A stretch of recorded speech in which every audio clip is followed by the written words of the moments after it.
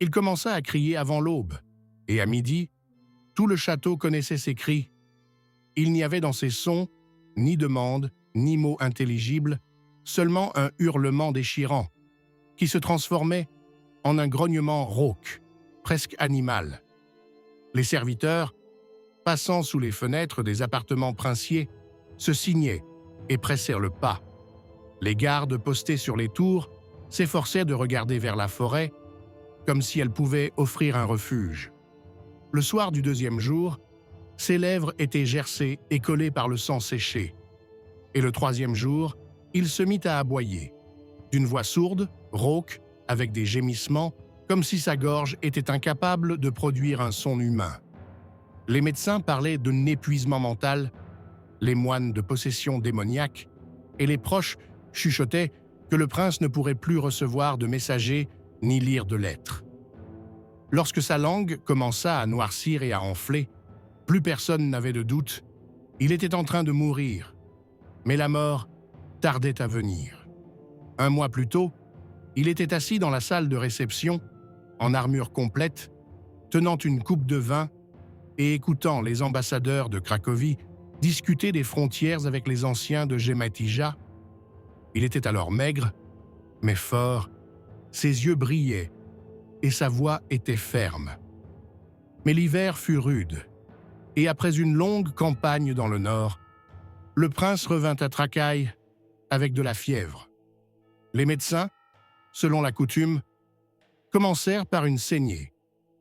2 fois par semaine, ils incisaient les veines de ses avant-bras avec un couteau tranchant, laissant s'écouler près d'une chope de sang, épais et sombre.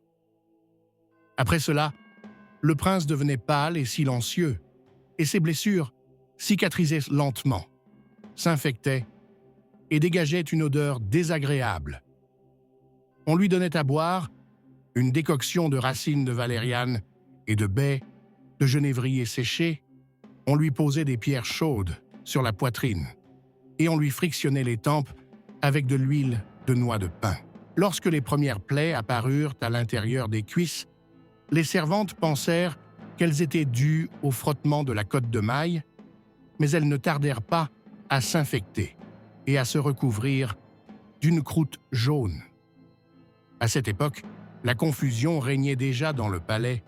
Son neveu, élevé en Pologne, rencontrait secrètement des évêques catholiques, leur proposant des concessions en échange de leur soutien en cas de décès du prince.